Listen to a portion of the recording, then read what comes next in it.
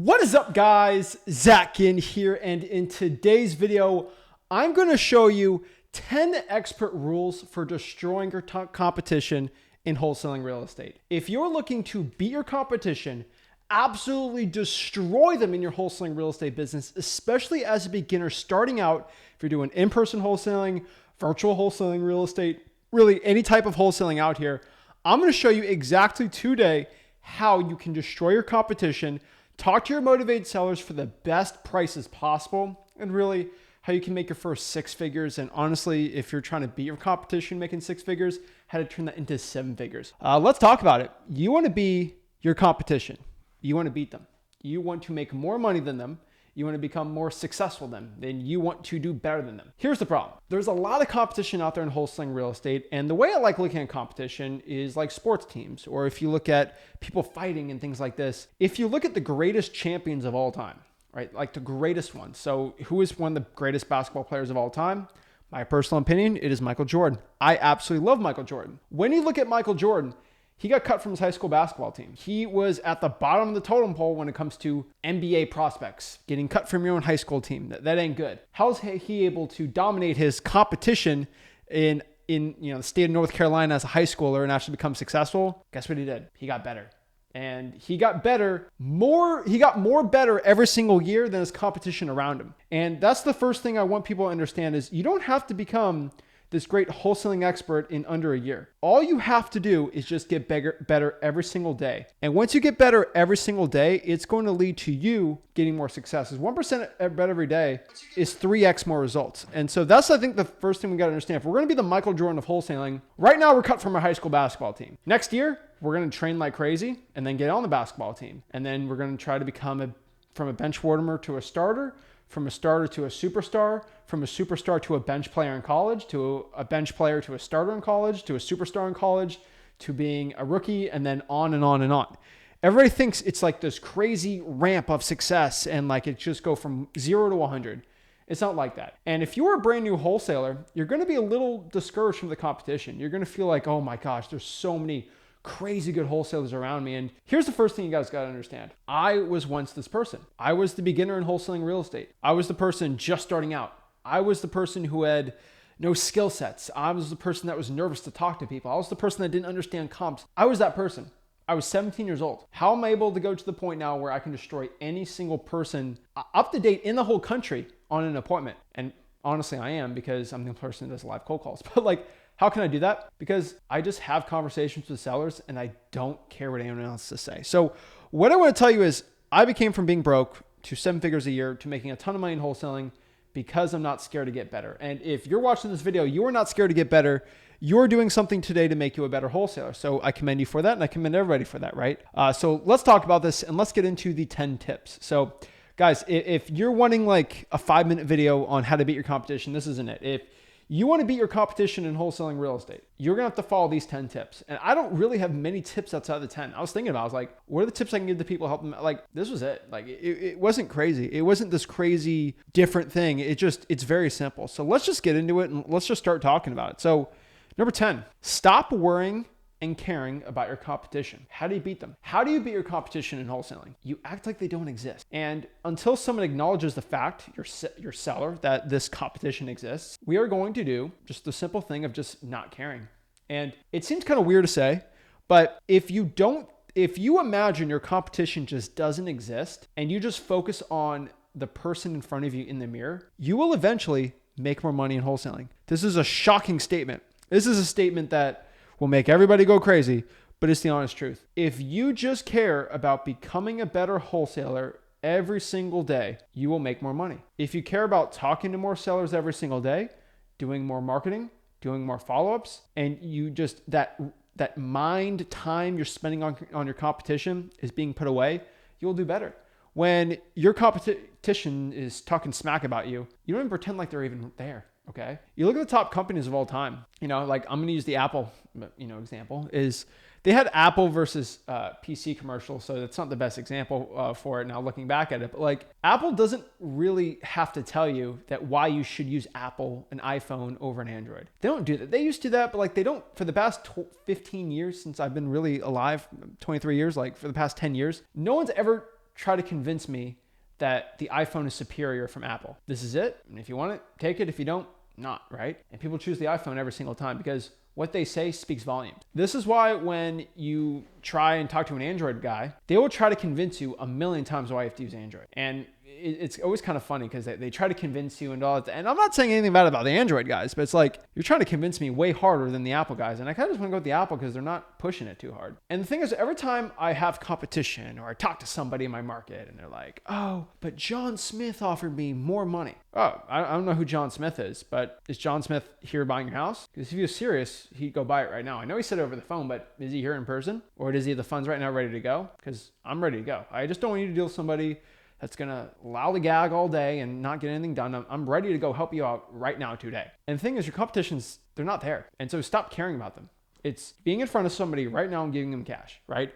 And so when we talk about wholesaling real estate, it's like the used car dealership. And some people don't like that analogy. Some people think that analogy is a little weird, but honestly, I'm telling you the truth, that analogy is probably the best one to do because a used car dealership, if you're using Benny Ford or you're using Sally Ford and they're both Ford dealerships and they're going to trade in your truck. If I'm going to get $9,000 here or $8,750 there, it doesn't, when you're trading in, you're trading in for speed and convenience. You're not trading in for the most money because you would get the VIN number, you'd go meet someone behind a Starbucks, you do the whole transaction. That's what you would do if you were going to go that full approach. Like you're going to do that full thing. And just telling you the truth, like you're not going to be doing that. All right.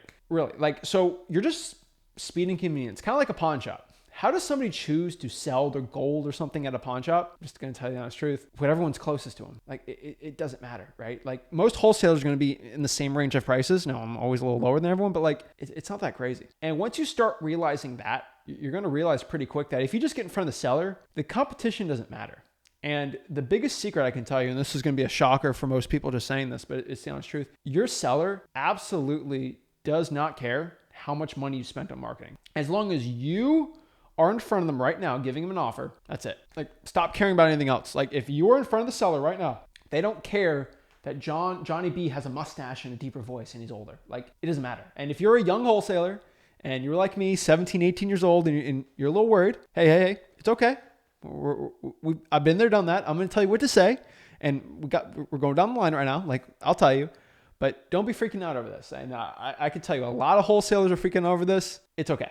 All right, I can tell you, don't freak out over your competition. As somebody that was broke, that beat his competition, I can tell you exactly what to do. Number 9, now this is very, I can see this is a contradicting statement, and this is why I put them together so you understand my context. Don't care about your competition in the context if don't act like they're out here and freaking out over your mindset. But when you are initially starting out, this sounds counterintuitive, but I get it. Watch and study your competition. Don't care about them. Don't care or don't worry about them. But I want you to watch and study them, okay? And what do I mean by this? If you are a beginner out here in wholesaling and kind of like Michael Jordan, and we're using the Jordan approach because I'm in my Jordan year, I'm 23 years old, so I'm using my Jordan, But I mean, LeBron too, he's 23, so call him my LeBron year. But like if Jordan, let's talk about LeBron. LeBron looked at Michael Jordan and said, okay, I see what he did. If I want to get more points than him, I just don't need to quit basketball for like 4 or 5 years, right? Like it's pretty easy, but like no disrespect to him, but like all you have to do is look at your top competition. And this is how, as an entrepreneur, you make a ton of money. This is really simple. Find somebody that you want to be and just copy what they did. Do not invent something. Just copy what they did. Wholesaling, you can't really own anything. And just copy their methods and do what they do. So if you see this guy's making a ton of money with probates, start doing probates in your own market. I promise you, you will get some of his deals. And I tell a lot of people this, right? Like I've been using this example all week just because it's such a powerful example. But, shout out to Benji out here in Florida.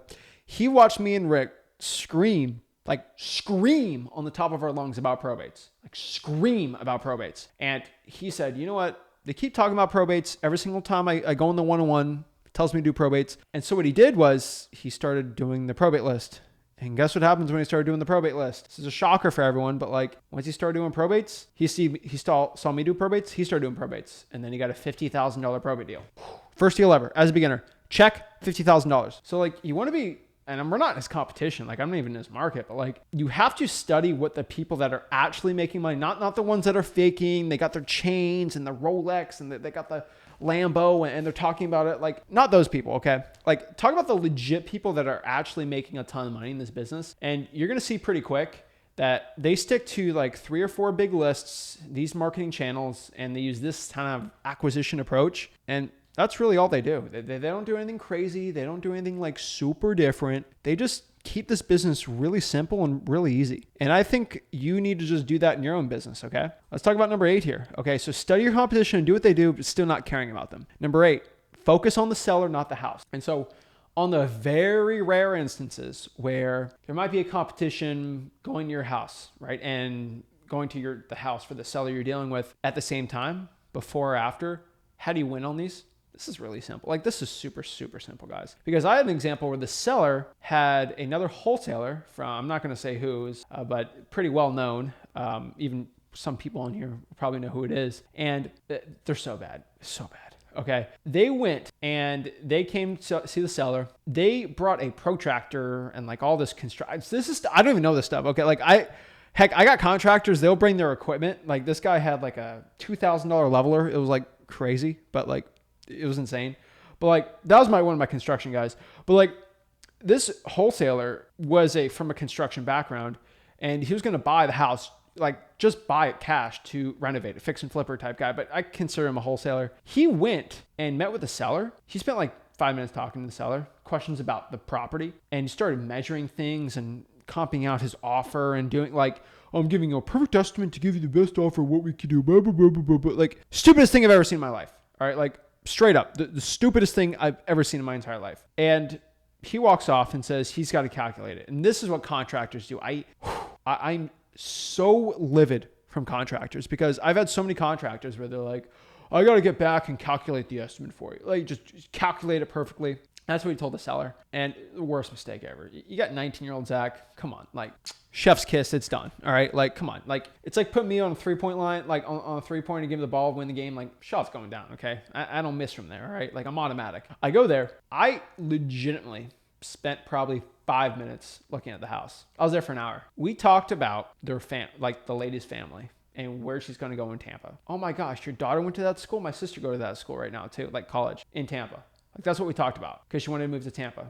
Probate deal. Easiest, like, I think 55 grand. I think I have a vlog on this, on that deal. Like, really, really old vlog. I think I ended up making 55. I had it somewhere. Like, I think it's one of the, yeah, it's on the vlog. I think it was a 55,000. I was 19 years old, but this was an old deal. But like, and she signed it right there because I gave her only because this is a true story. I had an offer in my hand and the other guy had to calculate it. I had another deal where the guy, like, that was a big franchisee guy. Another deal where I won on that one just because the person literally said, you cared about me more. But on the one example I'm telling you is literally all I had was because I gave him the offer and the guy before me didn't want to give an offer. He wanted to calculate it perfectly. That was it. And this was before I actually started conditioning sellers, and I'll get to that a little later.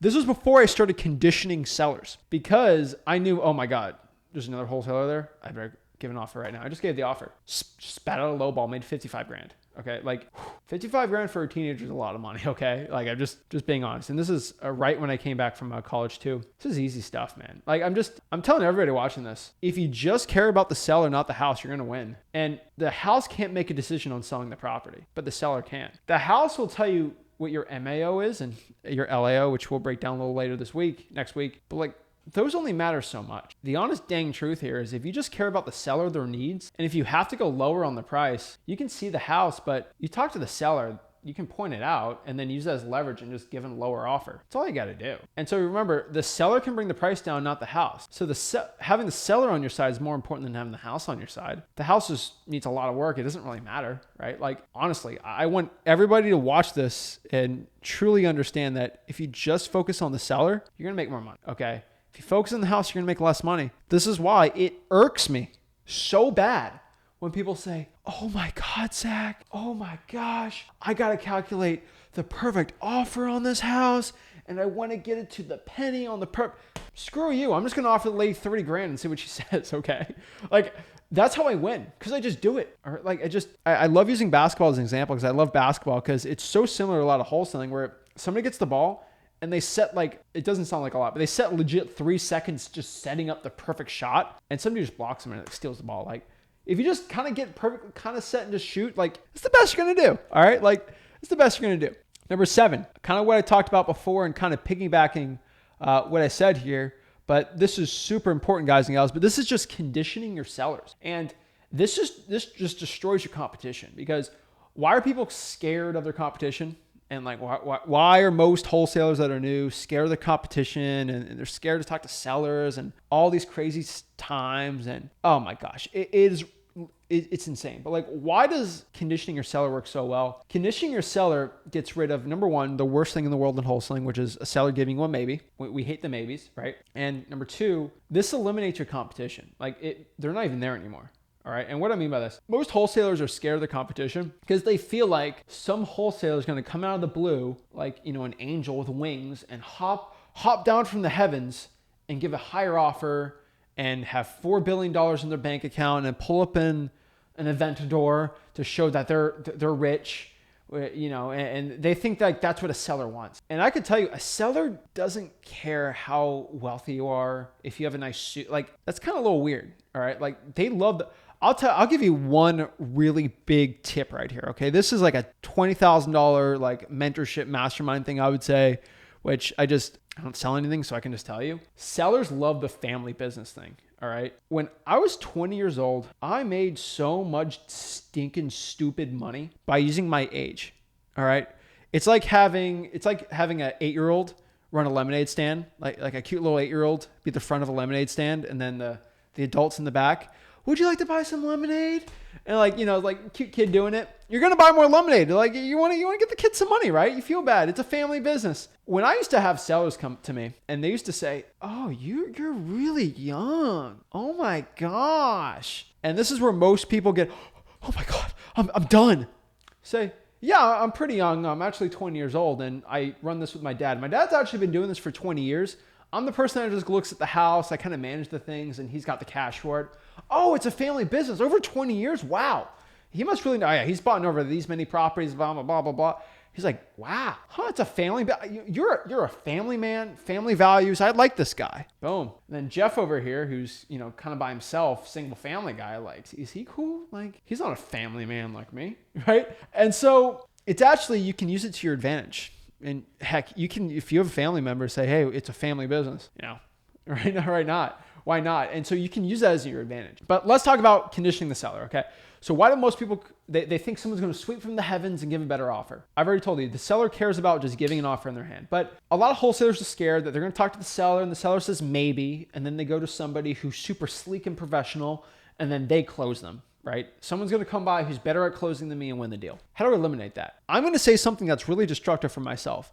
If you have to go against me in wholesaling, I'm saying this humbly, you're going to lose. Okay, like if you're an in-person appointment and I have this in my CRM and if I'm wholesaling, you're going to lose. I follow up more, I'm faster on the appointments, and I get a hug from the seller every single time when we talk about knitting or something, okay? Like I'm perfect. Like I'm great with grandmas, all right? Like grandpas and grandmas, I'll talk to them all day, all right? We'll talk about the 1964 baseball team of the century. We'll talk about that, right? Like whatever it is, all right? But how do you beat me? Let me tell you my big weakness, right? I can't be at a million places at once. The conditioning the seller is going to destroy me every single time. So what's conditioning the seller? Conditioning the seller is when you upfront, before you actually go in the appointment, you say, "Hey, Mr. Seller, before I go see you tomorrow at 1 o'clock, I just want to make sure, I don't want to waste your time or my time, but are you ready to make a yes or no decision on selling your property when I go there?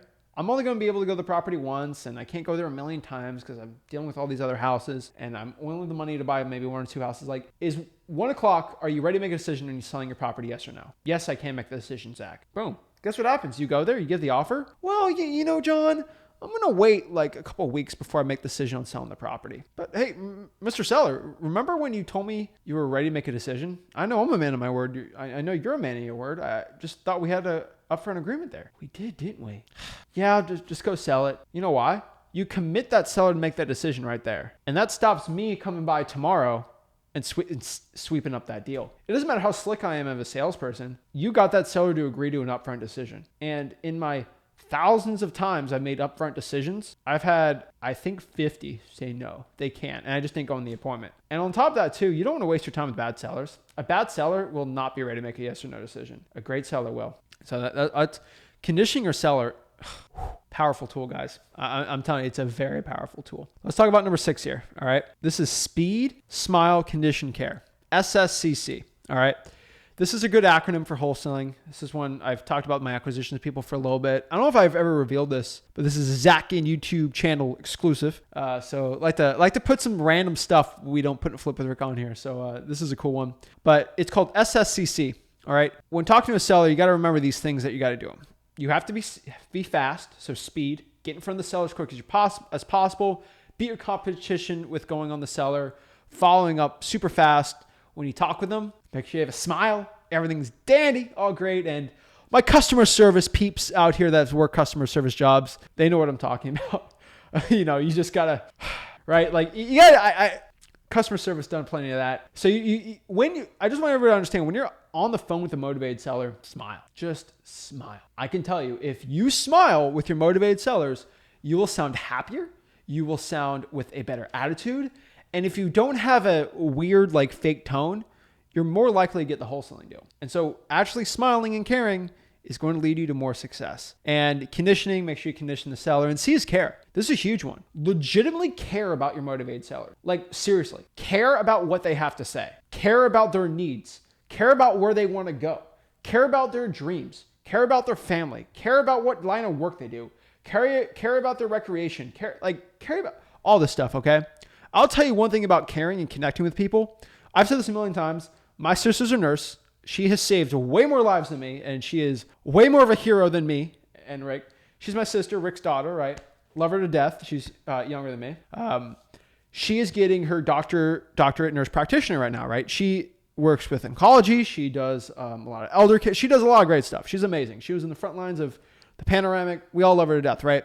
I will give a shout out to her. I have made millions of dollars because my sister was a nurse. Because most families have some nurse in their family. Either they're a nurse, maybe their daughter's a nurse, or their granddaughter's a nurse, right? And when I was starting out in wholesaling, when I was 18, 19, 20, and some parts in 21, when I went on physical appointments before I had teams and everything, at least every 10, there was some person whose immediate family was a nurse. And I connected with them so well because my sister was a nurse. And I knew exactly the stress she was dealing with and all this stuff. And I was able to connect and care with them on a deep level. All right. My mom, she was a teacher. Great connection there. Right. And so I can tell you, I have a lot of close friends, close family members, like all these occupations.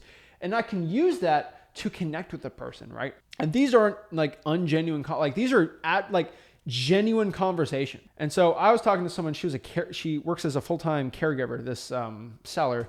And I think she deals with older people, like this is Florida, right? Regular stuff. And she's kind of like a nurse. She wasn't a nurse, but like, you know what I mean? And she felt like with what I was talking with my sister, she's like, wow, like I'm glad you sort of understand my struggle. Now you're not a nurse, but like you sort of understand it with your family. And I'm like, I'm not doing this to get us, like I legitimately understand. Right. And she knew I understood. And that type of connection, something just like, man, this guy actually cares about what I have to say and actually cares about what I want in life and like helping me out. And, like something really quick, like, trust me, like I know my sister's got to deal with, and she tells me this all the time. I know you don't want to go back and deal with this problem property with the stupid tenant all day that you inherited.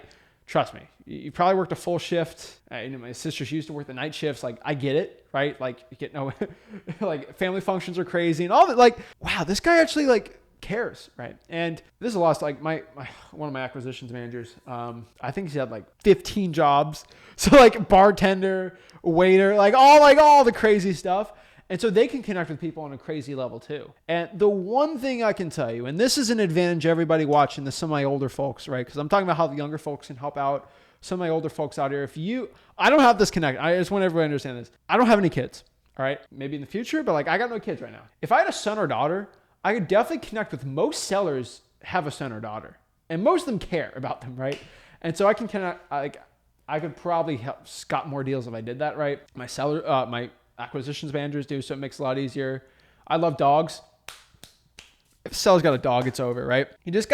I want people to just have this in their head, like think of your strengths. And it's not as good as a wholesaler, but like what do you like and what you can connect with, right? And it'll help you out so much. And so yeah, that's it. So let's talk about number 5 here.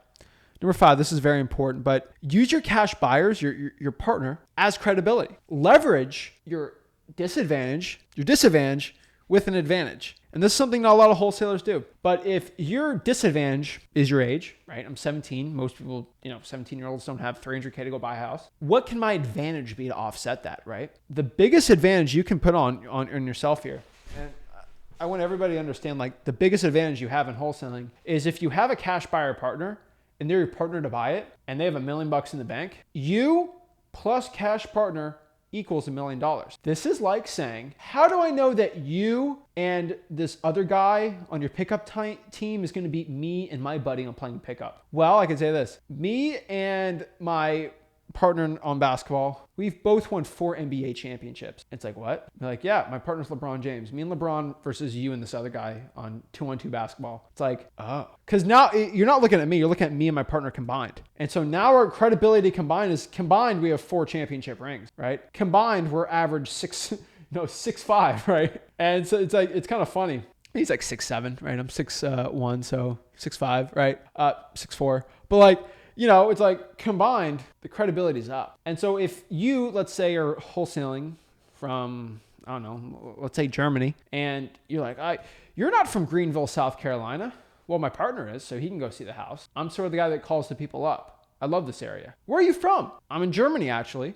And my partner's in Greenville. Like, oh my gosh, you're German? Oh, there's no way I could do deals. That doesn't happen. Okay. Like, I want people to understand, like, that if your partner is there, and they buy houses there, like, it doesn't matter. If you have an accent, oh my gosh, you have an accent. Will my accent, this is the best thing you can always say. Will my accent, if I have the cash, me and my partner in the bank, affect me buying your house? Just say that, right? The richest guy in the world, Bernard Arnault, has an accent. He's the richest guy in the world. Does that make him any less money? Does that make him less of a cool person? No. Guys, I want people to understand, if you have an accent, that actually means you know more than one language. And that actually makes you way, way cooler than having no accent, only speaking one language, all right? Like, I got one language I can speak very well, okay? And so it's kind of a cool thing when I hear someone have an accent, because like, dang, this person knows more than one language. And so most people, like, don't judge off of that, right? Because I think most people's family members have accents. Like, my great-grandparents had very thick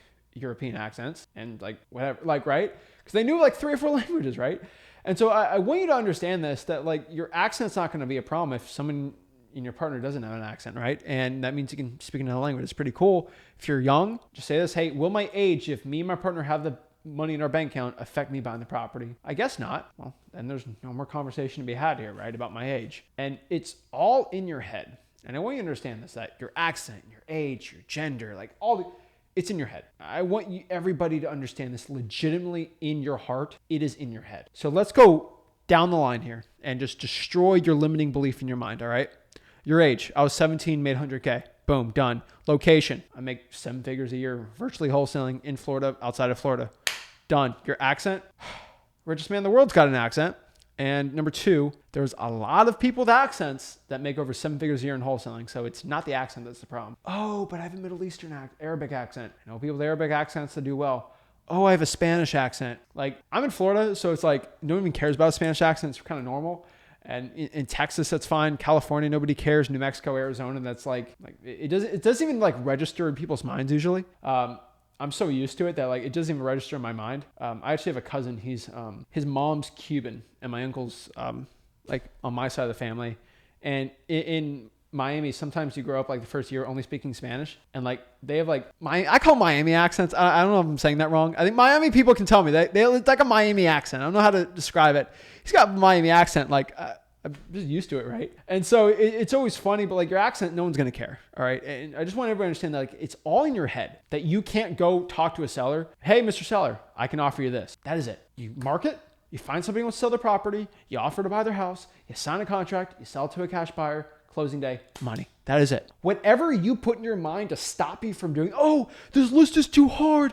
This is too difficult. Anything you put in your mind to stop you from doing something that you're wanting to do, like it's just going to get in your way from success. It is just going to get into your way. Do not let your success be destroyed by your limiting belief in your mind. All right. Use your cash buyer and partner as credibility. Number 4, this is super important. Never stop following up. Never stop following up with your sellers. I want everybody watching this to understand this. Never stop following up with your motivated sellers. Don't do it. If you have somebody in your CRM, and if you don't know what CRM is, go to freewholesaling.com, my free real estate wholesaling course. If you have somebody who wants to sell their property, you call them every single week till they sell it to you. Either, Jordan Belfort says this, and this is different context in wholesaling, but this is a good quote, and I think it's a quote everyone should know. You don't stop until he or she buys or dies. And that's always a funny quote. And Jordan Belfort's not doing the most above board things back then.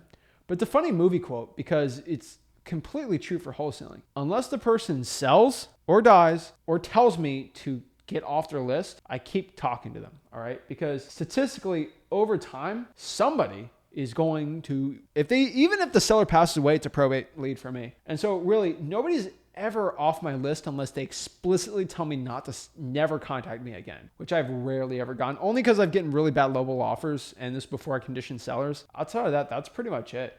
Or I've sold a house, right? And then I get rid of that lead. But honestly, when it comes to motivated sellers, you keep going until sell the house to you or they die. And then that's a probate lead, right? So, don't stop following up. And this is stuff your competition's not willing to do. That's going to lead you to wholesaling success. It drives me crazy, but it's the truth. Let's talk about number 3 here. All right, this is very important, but go fast and break things, right? That used to be the motto of Google. And this is a really important model, and this is a model I really love. But it's absolutely true. Mess up in wholesaling and just go fast. And go fast and be faster than them. Because when you run a little hard sometimes, maybe you're going to trip a little. Maybe you're going to stumble. But you're going to learn to keep going faster. And hey, you might break a couple stuff, but it's in that endeavor of going fast and just keep going after it that you're going to eventually become more successful. And so this is why in wholesaling real estate, you should completely understand that you are going to fail. You are absolutely going to fail at something. Getting a list, with an appointment with a motivated seller, having any conversation with somebody, a bad cash buyer, a seller wanting to get out of the deal, title problem, and all this stuff, okay? Statistically, it's going to happen. Let's go back to Michael Jordan. Michael Jordan actually made less than 50% of his shots. I think LeBron's at like a 50.1 average now. His average is up because he's been shooting less shots. But Michaal Jordan, let's go LeBron, all right? LeBron had, I think, roughly 53% field goal percentage, which means he missed at least 47% of all of his shots. You could say he failed 47% of the time shooting shots. He failed 47% of the time. He must be terrible, right? That's not terrible. You look at golfers like Tiger Woods, in his heyday, right? Or like the Phil Mickelson or like any of these golfers. Do they win every single golf tournament? No. Race car, they don't win every single one, but they're on the top so many times, it makes them great. And so wholesalers got to understand this, that in this business, it's not about what your percentage is. It's just how many bases you get. It's not about how many swings and misses you get. It's how many times you get on base, right? And the truth about this is it's not like boxing where it's all on the line, right? You get utterly embarrassed in front of the whole world and everyone sees it, right? Unlike boxing, if I go and box professional boxer, I'm probably gonna get my lights knocked out, okay? I'm not a professional fighter, okay? That ain't me, all right? I love training it, but a professional UFC guy is gonna whoop my butt, right? And the funny part about that is if I do that in a televised event, it's going to be on the internet forever that I got my butt whooped from somebody, right? It's the truth. The cool part is if I go to a seller or over the phone and it's not recorded or anything, and the seller outright embarrasses me, I sound crazy, I sound scared or nervous, and I just get destroyed. Here's the cool part. It's not on the internet forever. Maybe that seller know I said that, but in all actuality, they're not even going to remember who I was 2 months ago. 2 months from now, a year or two, 10 years, they're not even going to remember who I am. And so it doesn't really matter. But me getting knocked, my teeth kicked in, right, on a fight is going to be on the internet living up forever. Epic fails, okay? And so this is why it's so imperative in wholesaling, because your record's not there publicly. Only your wins show up. Your losses never show up. Only your wins. So this is why in wholesaling real estate, you want to do as many fights as possible, because if you win, it's a win. If you lose, nobody sees the loss. That's the benefit of wholesaling. If you're a fighter and no one got to see your losses and only your wins, that's pretty cool. And it shows if you're getting no wins, that means you're probably not doing enough fights. And that's why it's really important, right? Spot number 2 here.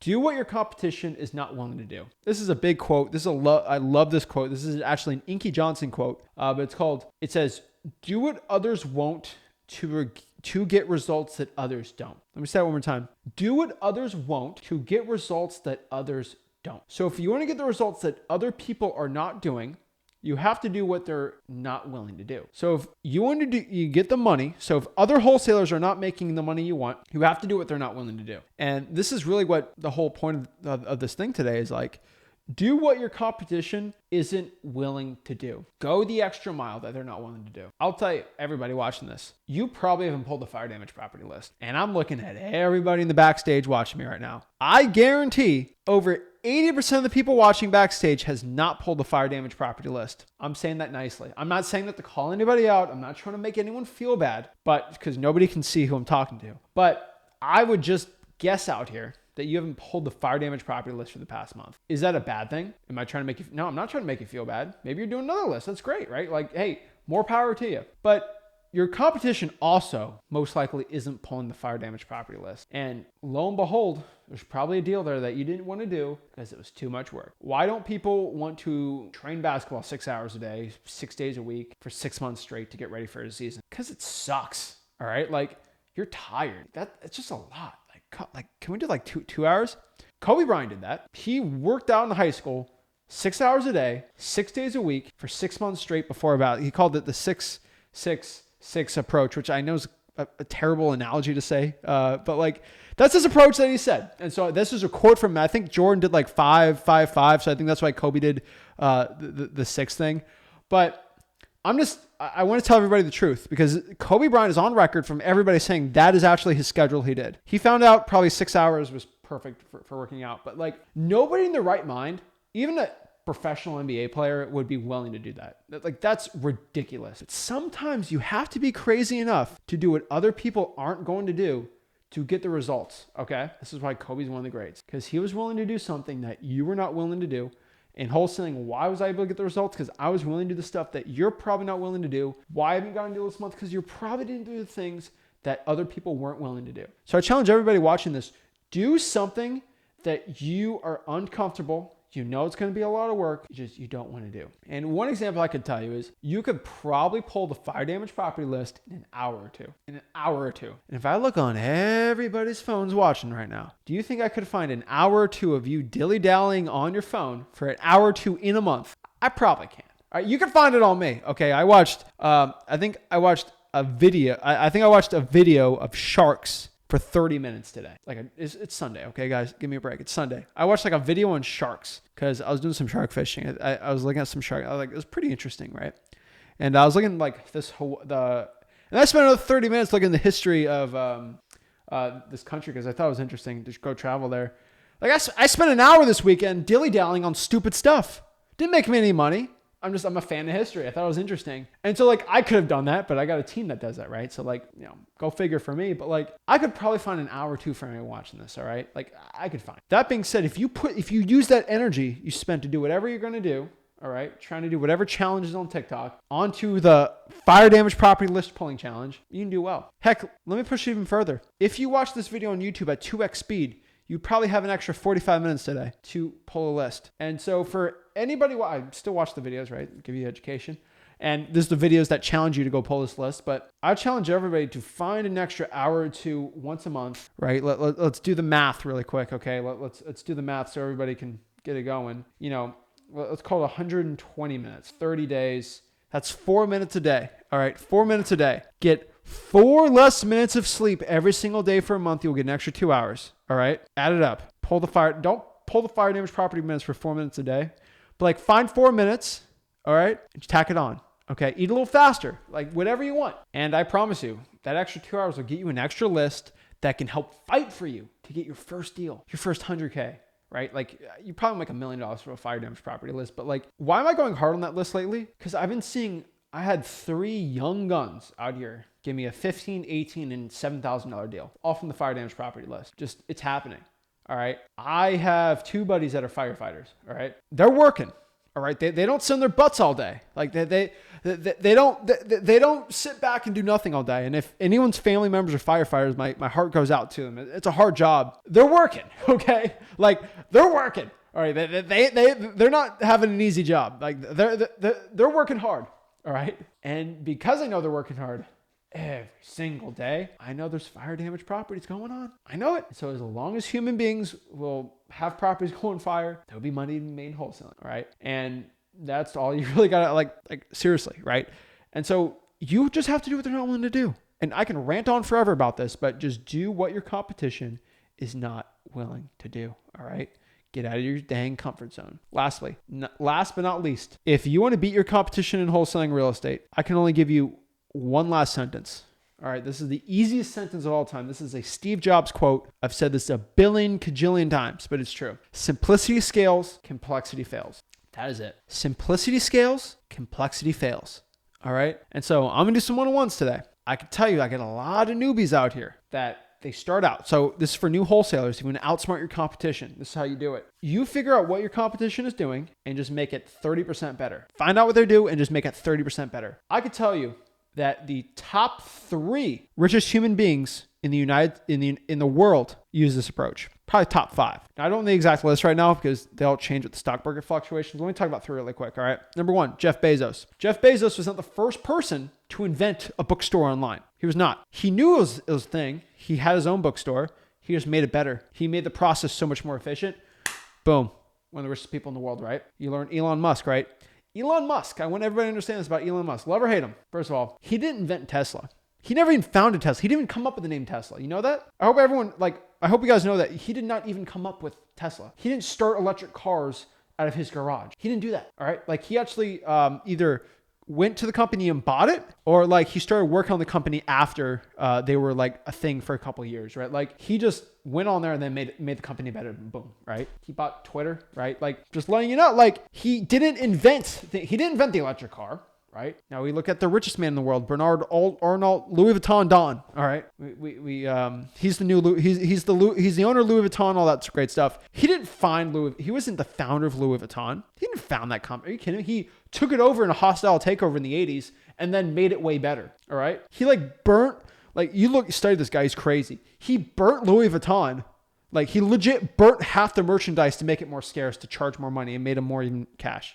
All right, guys, if you ever, oh God, I hate to say this. I sound like a rich pig saying this, but like, if you ever like walk by, so I was in Miami a month ago. There's the Miami Design District, right? You know, take out the family, make them feel good, make sure they get the fancy stuff. I could care less about it, right? And I was like, why are there lines outside of like Gucci, Louis? Like this is like the preppy part of Miami, right? I like Miami, but like not that part, right? But you know. Heat game there, you know, we don't talk about that, but I didn't go to the Heat game there, but like there's Heat games there, all the rich people, right? And so it's kind of funny how they do it. And this is really fascinating. They're the richest guy in the world. This is what he does. When the pandemic happened, I shouldn't say that word, panoramic happened, because of everyone had to wear masks and stuff. There was lines to go out of like Louis Vuitton. That's the guy's company, right? And he made lines because only 2 people at a time, don't want to spread anything, right? That's fine. And then when it ended, he found out sales boosted like crazy because of that. You know why? Because it was like, dang, there's a line. And because I have to wait 30 minutes to go buy my Louis Vuitton, I spent 30 minutes waiting in line. I better buy something. And so everyone walking in there like bought something because they had to wait 30 minutes and they had to go. It was like a club, right? Like you're behind the club. Ooh, like I'm waiting in line for 30 minutes.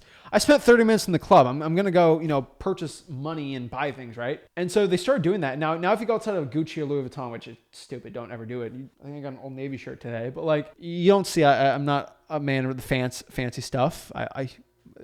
I'll tell you, I don't brag about it, but like the rental properties that I have, that and the wholesaling money I got, like that's the biggest flex I got. But there's no piece of Louis Vuitton that's worth more than my rental properties. But what I could tell you is you have to wait 30 minutes, and it's crazy. But like, because he started just making Louis Vuitton better, made it even crazier. And so like you look at the richest people of all time, they go and they do the they don't invent the wheel. They take something and make it better, right? And so look at Steve Jobs. He took the smartphone, you know, he had Blackberries and like the touch pads and like, he's like, all right, he didn't invent the screen phone, right? He didn't invent it. So, you know, we're going to make it better. That's it. So take somebody's wholesaling business, anybody you want. You don't have to use mine. Take someone's random business and say, how do I simplify that and make it better? Apple sells like 6 things, all right? Like there's not like it's just simple, okay? You simplify it. So simplify your marketing. Find your lists, your channels, and just simplify the process. Once I simplified my wholesaling business, I made more money. List, channel, marketing schedule, and then follow-ups, contracts, selling the content. Like I made it a pretty simple process. That made me the most money. And so honestly, guys and gals, that was the 10 tips If you want to outsmart your competition in wholesaling real estate, that's what you have to do. And I'm telling everybody, if you want to outsmart your competition, also, you got to learn what to do, right? Like if you don't know what to do, you ain't going to do well, right? So I tell everybody, go to freewholesaling.com to learn exactly how to get into wholesaling real estate. If you're brand new, you don't know what wholesaling is, you want to get started in this business, go to freewholesaling.com.